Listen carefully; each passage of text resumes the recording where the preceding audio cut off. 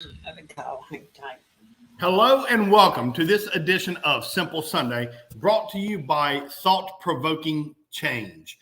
Hey, I wanted to remind all you guys to begin with that next Wednesday or this upcoming Wednesday, we have Sloan Reed with us once again. She's going to be doing the Enneagram readings for us. And on the Facebook page, on the members only page of Thought Provoking Change, you will see the link there to where you can get your Enneagram reading. Now, there is a minimal charge to this. It's just $105. Yet you're going to get a 23-page report, explaining to you who you are, what makes you tick, what makes you make decisions the way that you make decisions. And this is 23 in-depth pages as to who you are for just a simple $105. So go over to the Thought-Provoking Change Facebook page and sign up there. The link is up and you can get it. There is about 30 minutes worth of work to do beforehand, stuff to fill out, information about you, so that she knows exactly what she's talking about, exactly what she's doing when she is with us on Wednesday. Now, there will be some in-depth and personal stuff. So if it's a situation where you want her to work and deal with you one-on-one, then by all means, let us know, because we're not trying to air dirty laundry per se. However, if you're up for finding out who you are and what makes you tick with everybody around, then sign up. And you have it either way, whether you want to do it with us in public or you want to do it in a one-on-one situation with her. It's all good either way. But Wednesday night, we will be doing some of those Enneagrams for everybody that has signed up to have one done. So if you have not already signed up, get in there now, because that will be money well spent. Tonight, we're going to be talking about a subject that we're actually discussing in the Hustle Faithfully podcast with Ricardo and myself. It's undoing bad habits. This was actually a situation that took 2 weeks for us to get through. Session number 2 of it will be coming up this Thursday when it is dropped live at noon on the YouTube channel. That's youtube.com/@hustlefaithfully. And we are also on all the major streaming platforms for a podcast. So definitely check us out. However, it was such an intriguing topic that I wanted to bring it up here and see, hey, buddy, and see exactly what you guys would put into undoing bad habits. We all have bad habits. We all have things we want to get rid of, habit-wise, people-wise, everything.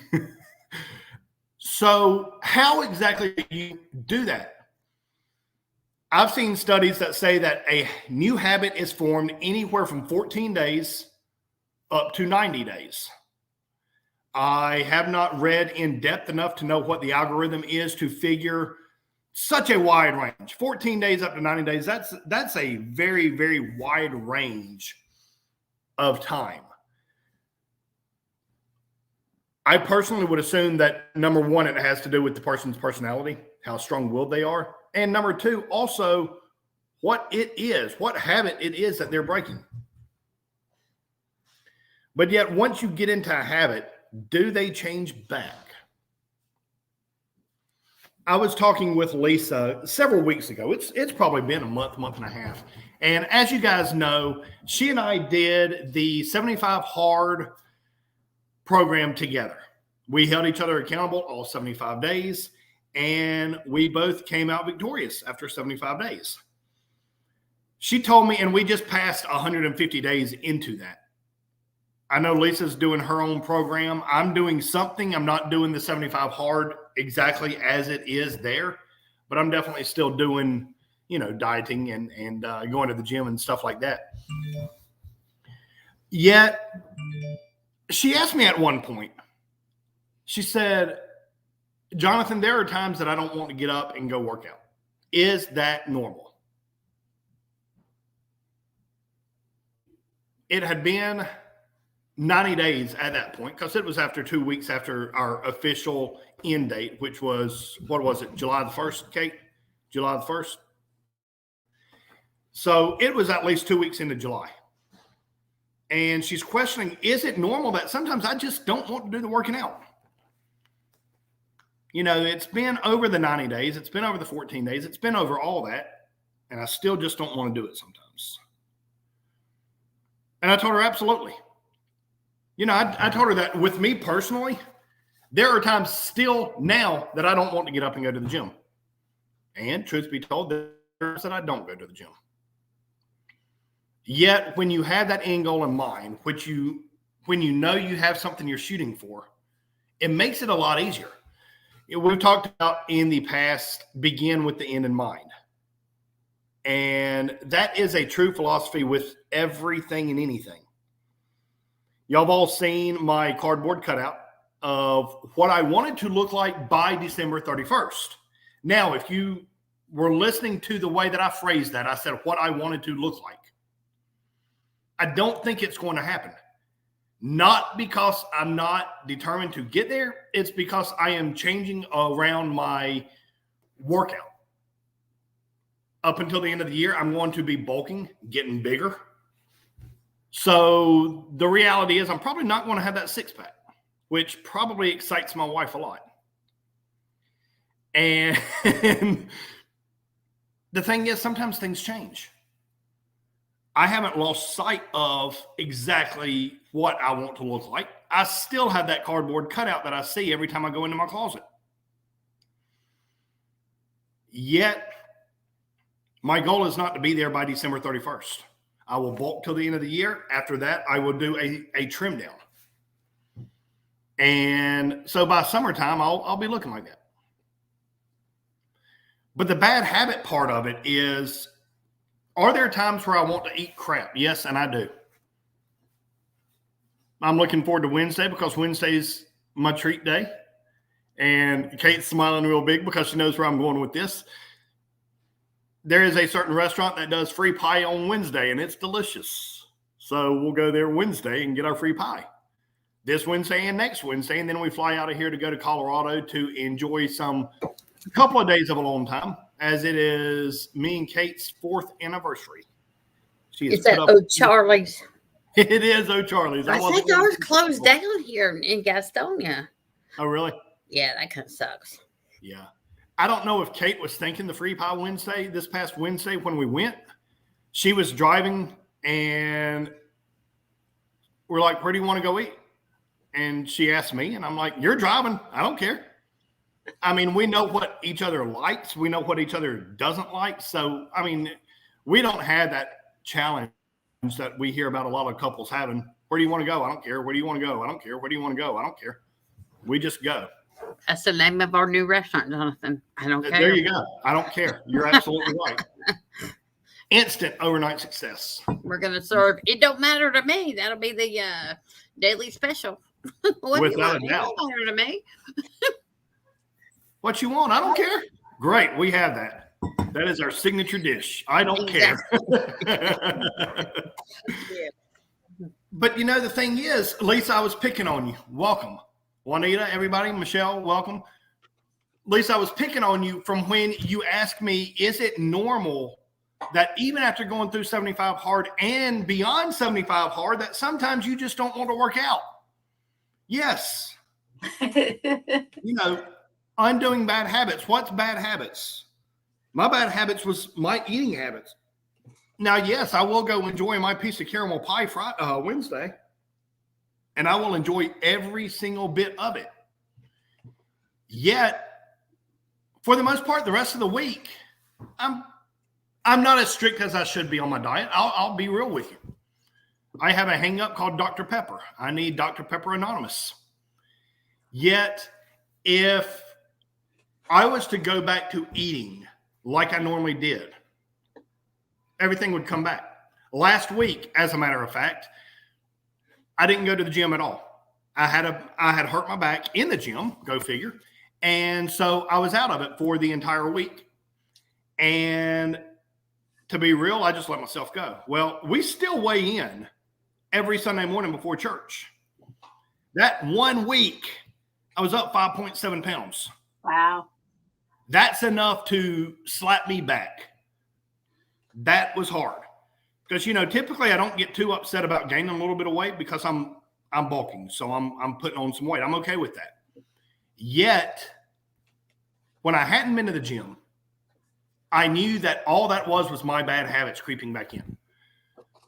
All that was, whatever it was, ice cream here, donut there, whatever the case may be.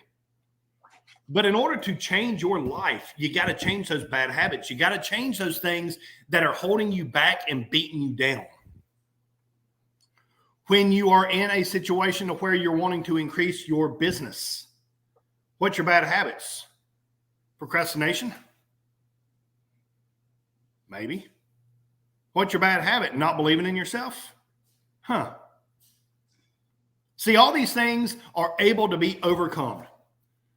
I have a mentor that says that everything has the power only to the extent that you give it the power. The meaning of things is only the meaning in which you give it. And I do agree with him. We went to the hospital yesterday to visit a dear, dear friend. She is in the late stages of cancer. And I opened it up to my entire family who wants to go. Not everybody wanted to. And the thing is, we place on a hospital either the good or the bad. If you had a loved one pass away at a particular hospital, you probably have a negative connotation toward that hospital. Yet, if you had your child born there or a family member born there, you probably have a good connotation with that particular hospital. It's the same building. It means different things for different people. Yet, it's the same concept as with your daily choices. What you want to do. Do you want to procrastinate? Do you want to not believe in yourself? That is your choice. Sometimes that's easier said than done. Oh, I'll just believe in myself. It's all a choice. We can change our lives at the drop of a dime. And that is very true. You see, change doesn't happen over time. Change happens instantly. Change happens right now. You didn't get pregnant for years. You may have tried to get pregnant for years. You got pregnant in 1 millisecond when that sperm hit that egg. You didn't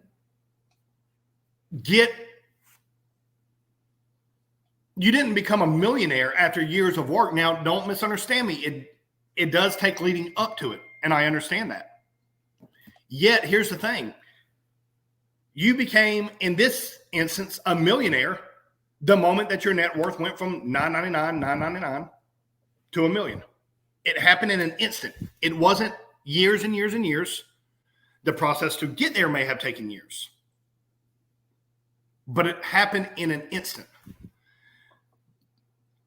Decide, pesticide, and homicide, all inside. That means to cut off. Once you are ready to make the change in your life and you decide no more, that's it for me. I am cutting off any example of not succeeding. I am cutting off not winning. I am cutting off gaining weight. I am cutting off not being strong. I am cutting off whatever it is for you. It happens in an instant. The moment that Lisa and I decided we're going to do 75 hard, it was in an instant. It wasn't in 75 days. It was in an instant. We said, we're going to do this, and everything needs to get out of our way. Now, it took us 75 days to accomplish it. Yet, the decision to do it was, am I going to do it or am I not? Yes, there. That millisecond, your bad habits that you were changed. Now, it took work from that point forward, but everything starts. Everything begins. We've talked before about birth. Everything in this world has two births. First, the thought of it. Second, the implementation and the actual physical birth. You have an idea that you want to move into a different house. There's your first birth. Second birth, you go and you move into that house. There's work along the way.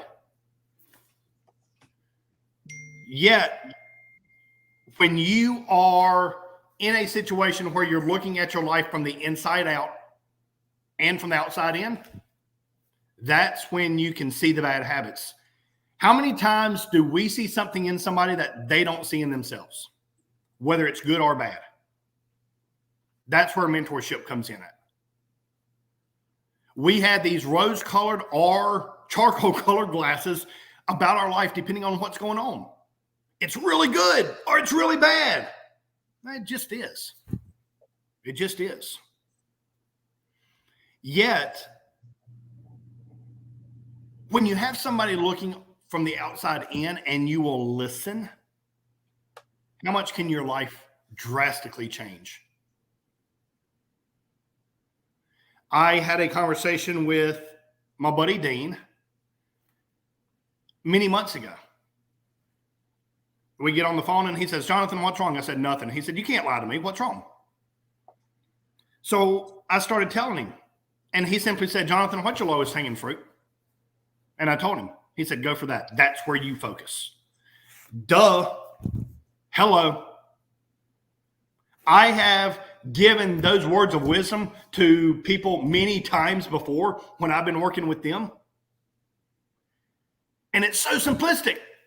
So easy. Repeat that, Jonathan. Your lowest hanging what? Fruit.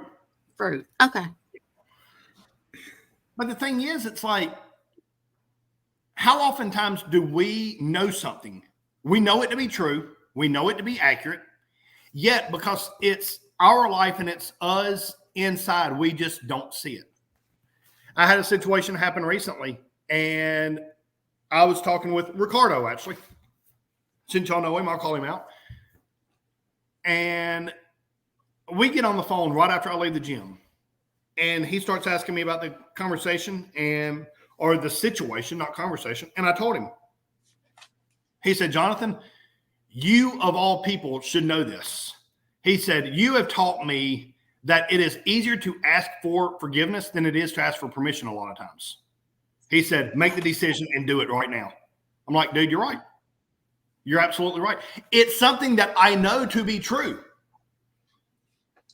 Yet, I didn't want to go in the truth that I knew. But yet, when somebody pours it into me, boom, there it is. That was undoing a bad habit of I was waiting for the permission to make it happen. Yet, because he poured into me, I undid that bad habit. And it's changing things. So what kind of habits do we all have? And they will vary from person to person, obviously. We live different lives. We have different surroundings. So we don't all have the same bad habits. Yet we all have habits we need to change. We all have those things that we need to, from a spiritual sense, get forgiveness for. From a physical, relational situation, we need to just address.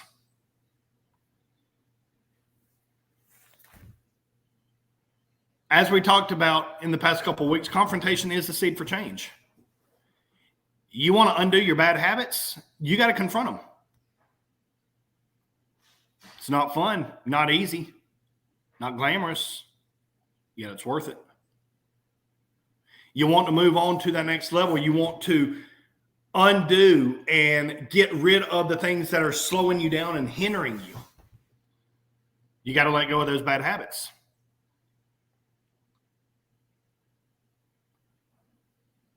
You know, some habits are much easier to drop than others.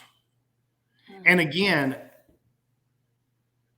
everything has the power which we give it. Nothing more, nothing less. Said differently, I hear it's very hard to stop smoking cigarettes. To me, it seems like it would be very easy because I don't smoke cigarettes.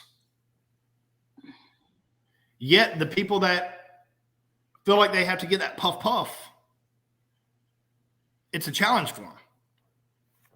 How do you undo those bad habits? How do you undo smoking cigarettes? How do you undo whatever is holding you up? I don't think we have any smokers on here. If we do, all good, all well, fine and dandy. Yet, people that are listening in may had that challenge that they're working to get over.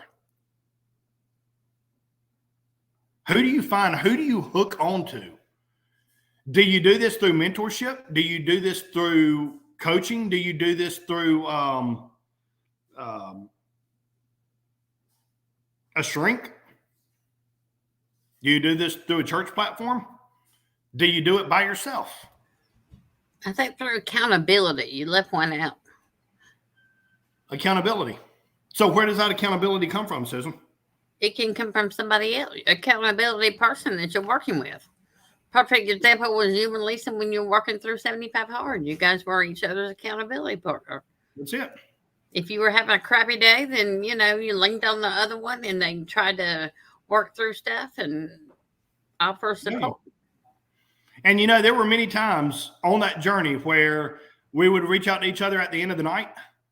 And my end of the night's 3 hours after her end of the night. And one of us would be like, oh, man, I'm glad you reached out because I forgot to do this or I forgot to do that. And that's where that power comes in at, is having people to lean on. There's that song, Lean on Me When You're Not Strong. There comes a time, I don't care how strong you are, there comes a time that everybody gets weak. There comes a time that we all need somebody to lean on. That's one of the values of marriage. There's a lot of times I'm weak and I'm leaning on my wife. There's a lot of times she's weak and she's leaning on me. But we keep each other up. There's that marriage is 50-50. That's complete crap. And marriage isn't 100 either. Because there are times when you're just not 100%. There are times when you're not bringing 100%. For whatever reason. You're sick, you're depressed, you're at work, whatever the case may be. The important thing is that collectively you come together and it's 100. And between all of you. You work when somebody, there's no counting in marriage, there's not a count. Well, you helped me this day, so I have to help you this day, or I helped you that day, so you have to help me this day. So now we're even. No, I went through breast cancer, and then Stuart went through lymphoma and myelodysplastic syndrome and bone marrow transplants. And yeah, I had to do a lot more for him, but that's not the object. It's we were there for better or for worse, for sickness and in health. There was no scorekeeping. That's right.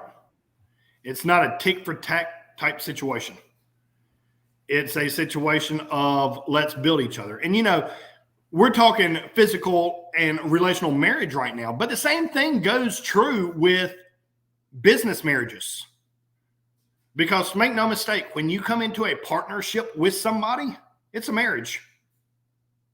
There's obviously different payoffs in those types of marriages, yet it is a marriage of sorts. You are leaning on each other.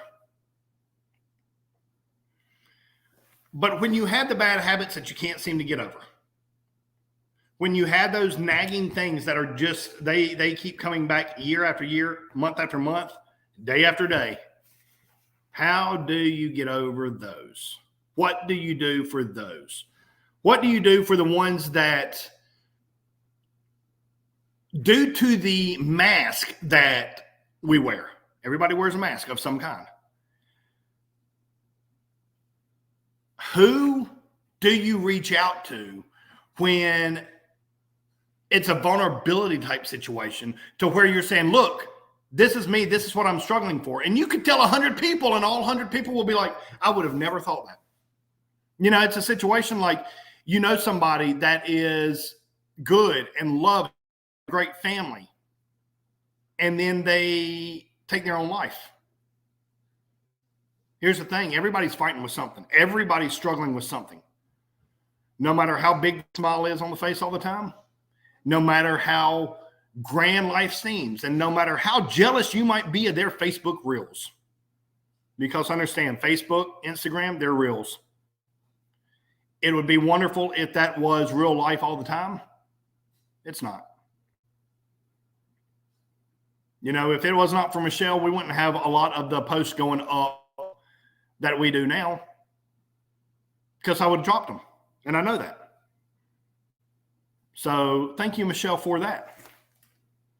I want to take a moment here real quick to remind you guys that Wednesday we will be having Sloan Reed with us. Once again, y'all remember her. She came with us about a month ago, maybe a little more. And she discussed with us from her perspective of winning the Miss Tennessee not once but twice, the Miss Tennessee crown. Well, her big life mission now is to pour into people and do Enneagram readings. And therefore, she will be doing them with us this Wednesday evening. There is a charge for that. It is a 23-page report, and it's just a mere $105.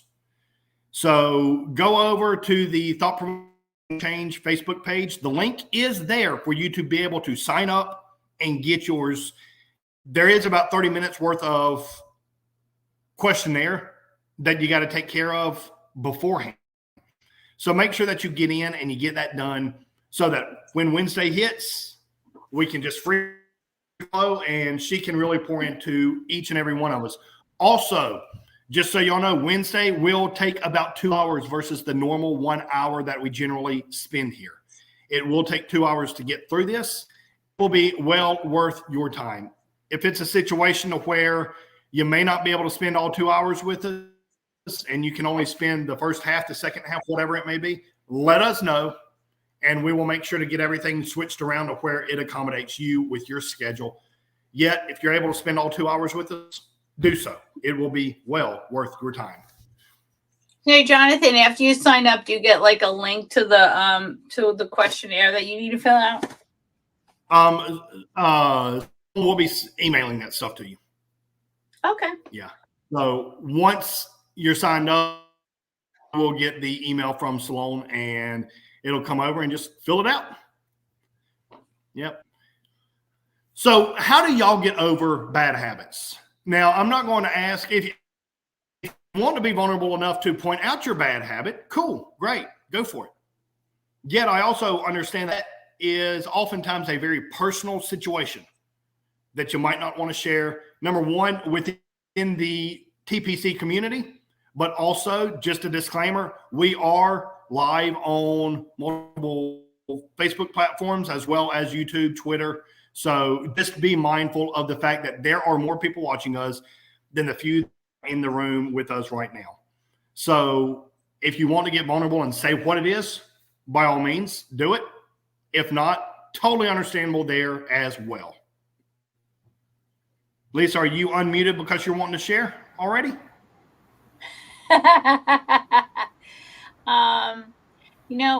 One of my bad habits, and let's discuss, is I need to schedule better, like my day. I should probably schedule the night before so that I know everything I'm doing in that day. I've heard that a lot of times. And when I do that, my day seems to go much better. So that's a shift I'm making about scheduling in my day, because it really does make a difference and it's still a work in progress. Absolutely. And it's interesting that you said do it the night before, because studies have shown that we only really truly make so many decisions in a day before our brain just gives out. So when you're getting that stuff together, I've heard people say, oh, always lay out your clothes the night before. And I should probably take that advice because I have a lot to choose from.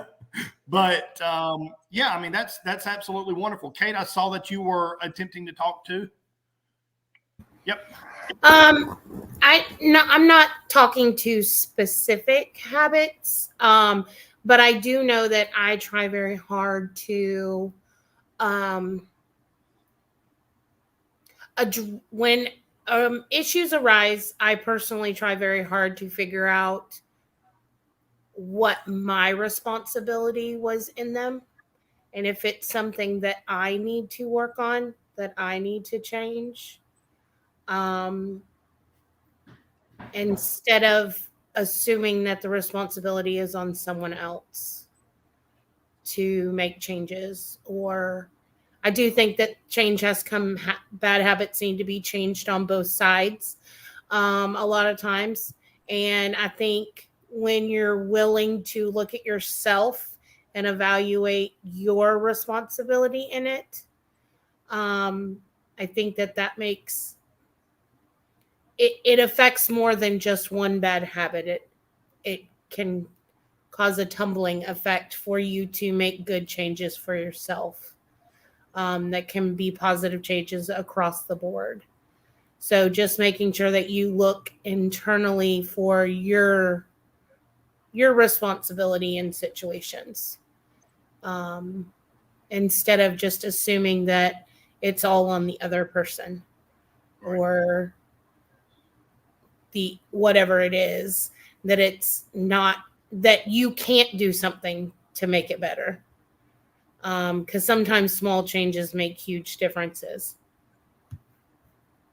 Absolutely, they do. You know, the studies have also shown that to make a massive change with anything, it takes about a 2 millimeter shift. Now, that's really small. To go from hitting the golf ball into the sand to hitting your hole in one, about a 2 millimeter shift. If you want to have plastic surgery, very minute changes. Even if you do multiple of them, do very small at one time. But you're absolutely right. It's that whole concept that you look inside and those small changes are what lead to massive changes. Small agreements lead to large agreements. Small commitments lead to large commitments. Small changes lead to huge changes. And my wife is the best about looking internal, even sometimes when it's a not internal thing with her. She looks internal to see how she can better rectify the situation and handle it better from her lenses, from her perspective. Thank you for sharing that. Anybody else? Even if you've already shared and want to share something else.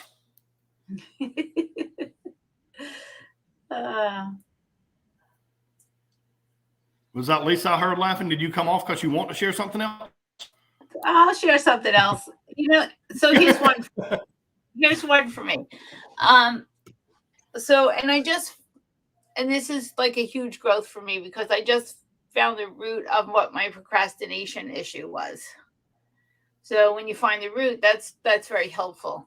Yes. And the root, a lot of the stuff goes back to childhood. And one of their roots was, or if the root was that I could never please my parent, no matter what I did. So I started avoiding even doing anything because I knew it wasn't going to be good enough. And so here comes in, and then I'm procrastinating because of that old fear came back of, oh, maybe it's probably not going to be good enough, so why try? Mm. So that was an interesting revelation for me in life. And it's really helped me significantly since having that aha moment. Yes. Yes. I love how you put it was the root. Because, so oftentimes people look at what the cause is and they think that that's what they need to work on. And so oftentimes it's not even what you think it is. No. So oftentimes it's something from the past that you feel like you've forgotten about. It's something that you've swept under the rug so it no longer exists until you move that rug and it all comes out. I was working with a client some months ago. And this particular person came in talking about they were really good about starting and building business, but then it would collapse real quick. I mean, about as fast as they got it built up, and it was very impressive how quickly they could build business. Yet, that's what they came in, and that's what we worked on. That's what we chatted about. That's what we mentored and was working through until we got to the root of the problem. The root of that whole problem was something that they never talked about. The root of that problem was something that happened to them 40 years prior, more than 40 years prior. Something that they never forgot about, yet they never addressed. And it's just so interesting to see the same person today, how free they are because they finally came out of the closet. And it's nothing like that. That may have been a bad term in today's day and age. They finally came out and expressed it and talked about it. And now the thing is, they're going to be able to impact so many more lives because they talked about that with someone. Find your someone. You know, all of our bad habits, we don't want to express to everybody. We don't want to express to those closest to us or those far off that we have no idea who they are. But find somebody. Find somebody that's not going to be judgmental. Somebody that's going to see you through and love you through it no matter what. They're the ones that will help you change your life. They're the ones that will help you undo bad habits. And maybe you'll help them undo bad habits at the same time. They'll help you, you'll help them. Hey, it's a slingshot. Everything's a slingshot. Should be. Find those people that will help you grow. Find the church. Find the community. Find the family, whether they're family of choice, family of birth. You know, sometimes our family of choice is much stronger than our family of birth, unfortunately. But know who that is. So if we could all give one word of advice for each person on the call, each person that's watching us live through the multiple platforms, each person that will see the recording of this, whether inside the community or outside the community on the social media platforms. What is one piece of advice that you could give each and every person to undo a bad habit that they have? Now, of course, this will be a general term because we don't know what the bad habits are that the person that's listening has. But yet you can pour in and give implementable advice. Just talking about stuff, it's good, it's fun, it passes time. But the whole point is to find implementable advice. So what can you do? I don't want to use Susan's because the one that she said would be my number one. What was it that you said earlier, Susan? Which was that? What about accountability? Yes. There's Susan's. Find an accountability partner. And thank you for somebody that you can trust, and that you can build a relationship. And like Jonathan said, you will get so much more out of it than what you initially tried to, than your initial goals anyway. It'll just grow and blossom. Yeah, no doubt. No doubt. Thank you for that. Who else has a word of advice? Hey. Okay, so I'm going to throw something out there. There's times where we feel that some of our habits are bad habits, and having the opportunity to talk to somebody about it, realizing that it might be your mindset that is bad in that situation, and realizing that habit is actually very helpful to you if you look at it from a different perspective. Knowing that you feel it's something that's detrimental to you instead of looking at what it continues to give you, and your mindset towards that can also just help you be even more productive. And because there's certain things that we do because our personality or how we were brought up, and then we're told that it's wrong or that that's not right, what you're doing is bad or whatever the feedback may be. And maybe you just need to talk to somebody and realize that it's not a negative thing. You just need to adjust it. Doesn't mean that the habit needs to change, just maybe your mindset towards that habit needs to change and use it as a benefit instead of a negative towards yourself. Yeah, love that. Love that. Great word. All right, here's one for you, and this is something that Kate hit on earlier, is look internal. Just like she just said, everything doesn't need to change. You might think that it's a bad thing, but maybe it's sustaining you. Everybody doesn't need the same habits because then everybody's the same, and that makes for a very boring world. I had a wonderful conversation with my middle daughter last week. She went down to Florida with me, and so it was just her and I, and I cherish those times. With 6 kids, there's sometimes challenges with getting one-on-one time with any of them. And she asked me, she said, she was asking who the favorite kid is. So she put Dad right on the spot. And the thing is, like I told her, I said, Nevaeh, y'all are all my favorite in your own different ways. And something that she's my favorite about, another one won't be. Something that they're my favorite about, she won't be. And it just goes that way. Everybody that has kids understands that. You have those situations where you got to look internal and be like, is she asking that simply because every child's always wondering? I didn't wonder. I mean, sometimes that's a very clear, cut and dry thing. Yet, at the same time, I had a conversation with somebody recently, and he called talking to me out of love. I mean, I appreciate the whole premise of the conversation.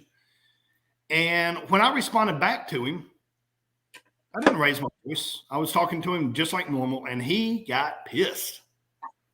He was not happy about the fact that essentially I shot back. I didn't just say, yeah, you're right. And I threw something back. I was there for dialogue, and I was there to, it doesn't matter. But I didn't say, yes, you're right. And after I got off the phone, I remember I went and talked to my wife. And I'm like, okay, what did I do? It would have been very easy for me to look at this and say, this person, that's their personality. And that would be absolute truth. It's their personality. Yet I also looked inside and I said, how could I have handled this better? What could I have maybe done? Did I need to change my tone of voice? Did I need to change my rhythm? What did I need to do in order to make it a better conversation, a more fulfilling conversation? One where nobody got upset. The reality is, during that time, there was quite a bit of it that I was calling hogwash on. I was calling BS. Yet, I never expressed that. But yet, as soon as I come back and I say something, boy, okay, I shouldn't have said anything. I'll just talk to you later. I'm like, no. We're going to talk. We're going to talk. So it's like, how could I have handled that to where they're not going to get pissed off? First and foremost, I think there's really nothing. It's the personality of the person. Yet, when I look at it, I have that effect on a lot of people. I know that. I can piss somebody off real quick when I'm not meaning to. So what do I do to change that to where I'm more receptive? No, I'm put myself out there better to where they're more receptive of me. There's part of me that says, I don't know that I want to do that, because it's just, everybody that's on this knows me pretty well. everybody that's on this call knows that once you get to know me, I'm what a lot of people call as a gentle giant. Yet when you don't know me, I might appear rough around the edges, so to speak. And I don't feel like I do. However, I get that vibe from a lot of people. It's not a positive, yet it just is. So how much of that do I change? Do I want change? But that is something that I'm looking internally. Is that a bad habit, or is that something that I need to hold on to and just be like, no, this is me. I'm firm, and I'm not going to back down. Sometimes it gets confusing of how far you push stuff and how far something needs to change or doesn't need to change, like Kate was just mentioning. Who hasn't shared yet? Susan, did you share? You share? Juanita, you good tonight? I always share, Jonathan. You'll share again? All right, let's hear it. I said I always share. I really love Kate's take on mindset, because mindset can be everything, you know. So that one I really love. Yeah, Kate's full of wisdom. Yeah, talking about bad habits, you know, smoking is a bad habit. Overeating is a bad habit. Procrastinating, like we've heard, is a bad habit. Binge watching television is a bad habit. Sometimes people go through stressful situations and they acquire that bad habit for a while until the situation is over. And sometimes it's just, something that they're used to. So they just need to, like Kate said, change their mindset and realize when, like you said, Jonathan, when they look internally that things need to change. And I always tell people, if you go through that stressful situation and it's something that you absolutely must do in that frame of mind and in that space, then you do that. But you have to realize you have to get to a place where you can replace it with a better habit. Like exercising or taking up a new sport, or instead of binge watching the television, rather put that time to work and read more or get more out into nature. So, I mean, it's really up to all of us personally. I think it's a very personal topic, and we can all look inside of ourselves and see that there have been time frames where maybe we've acquired some bad habits. And some of them didn't last and some of them lasted, but it's a very personal, I think, journey for each of us. And it's always good to support people in their time of struggle or in their time of stress. Not to, like you said, you don't judge them, but you assist them. You hear from them what it is that is driving them to that bad habit, and then you support them in that, and you offer them wisdom and assistance. So I think we can all look inward. We can all do introspection and see that we've gone through times that we've acquired some bad habits, and let's do what Lisa does. She goes and she lists, and Susan, she goes and she lists them, and she sees, she tries to see which ones are still there and which ones she still needs to deal with. But I think life happens, and we should always have compassion on people, like you guys always say, and just offer them that assistance and that prayer. And also remember to look inward to ourselves as well, because we all go through things. I mean, life is a journey, and we all should always just respect people and treat them with dignity. I think that's very important. No doubt. You never know what somebody's going through. On top of the world one day and feel like they're at rock bottom the next. And then back on top of the world the next day. Always treat people with love, respect, and kindness, because you never know what they're going through. Guys, it's been great being with you. I also want to let you guys know that we are taking interviews for the Hustle Faithfully podcast. we're running 2 different series right now. And I think that our first series is complete. That's a 12-week series, and it's from burnout to breakthrough. I believe that we have all 12 of those spots covered. But if you would like to be interviewed in the Hustle Faithfully podcast and be a guest with us on the Hustle Faithfully podcast, let us know.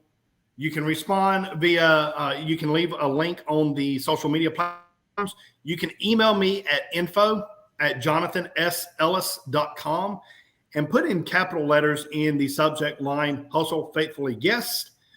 And I will put out there the information on how you can go and be a guest with us. We have a bunch of celebrities coming up. We have a bunch of very interesting people. We've already done some amazing interviews, and they actually start this Tuesday morning. So we're just a day and a half from this series kicking off this Tuesday.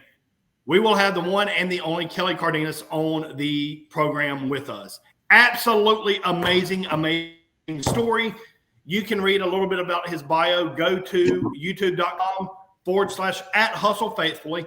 And there is a live portion there. You can go read his bio or look him up on Google. He will show up.